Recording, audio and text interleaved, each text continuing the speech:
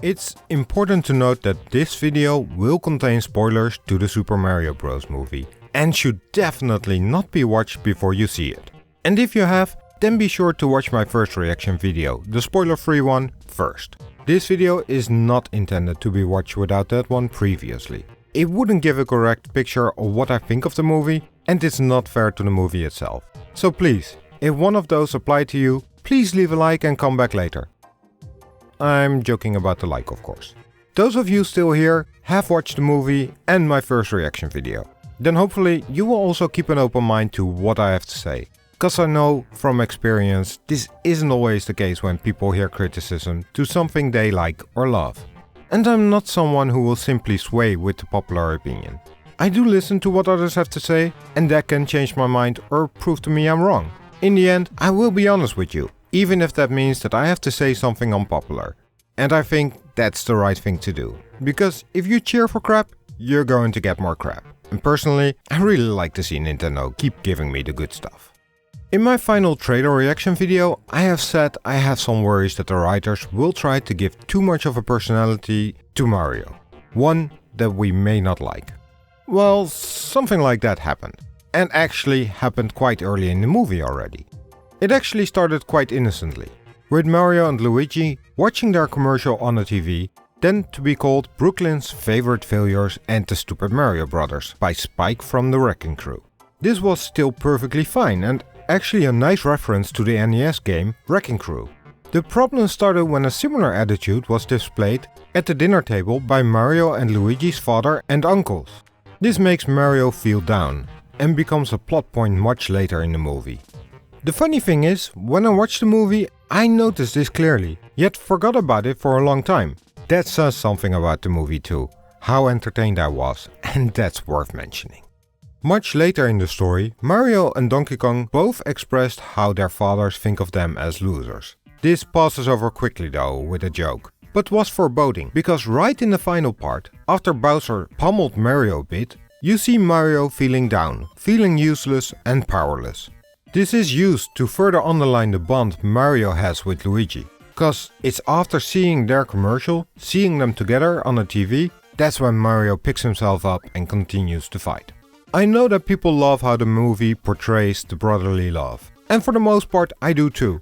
But what I didn't want to see is how criticism and unfair judgment can hold Mario back, make him feel depressed.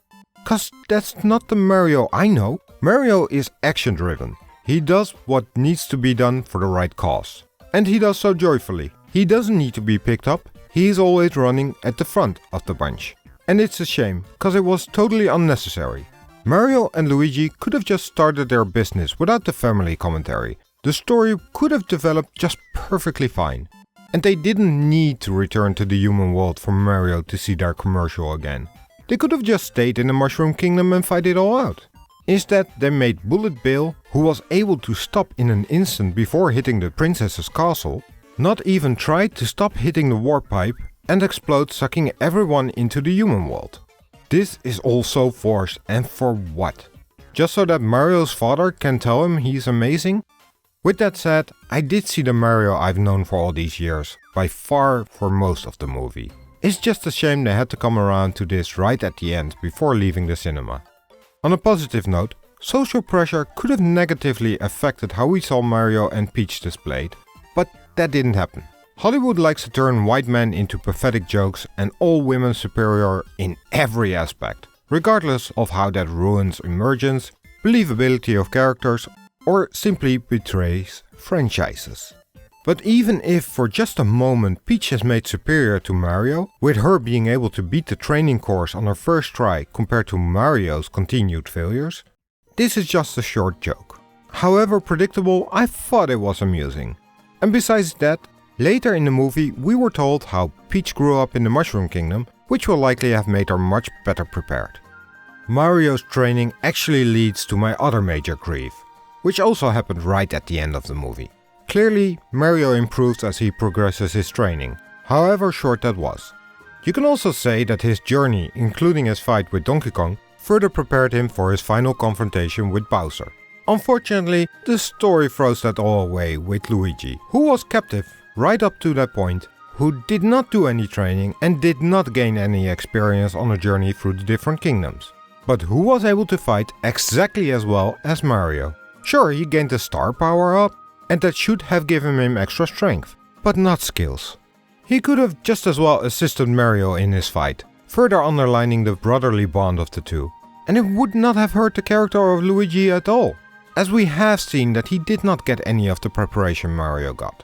And that's why, after really enjoying myself right up to the last act, I still ended up with all these mixed feelings. Disappointed that, however close, they still had to make Mario into someone different from who I've known over 35 years. That they had to force that transition back into the human world.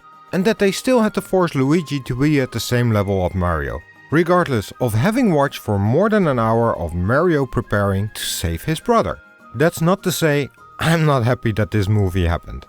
This is something we should all celebrate, and something I, regardless of my criticism on the music, may also do by getting the soundtrack, if my budget allows it. But that's something I'll get back to in the extra Nintendo release report I'll be making immediately after this. Now, even with all these mixed feelings, I can tell they really tried to create a movie that's an ode to the Mario franchise. To bring Mario to us in a way a lot of us have dreamed of for decades, and did so in a very amusing and entertaining manner. And next to those mixed feelings because of how some things were played out, I also feel a hunger for more Nintendo and Mario movies. Thanks a lot for watching. I hope that even if you don't agree, you can at least understand where this comes from. You can always comment and let me know your thoughts. And please consider leaving a like, as I can guarantee you that more than enough people will have hit that dislike button right at the start of this video. And just like the movie Mario, outside criticism can make me feel down. I'm kidding. Partially. But please do help spread the word around with a like and consider subscribing, because I'm here to serve you much more.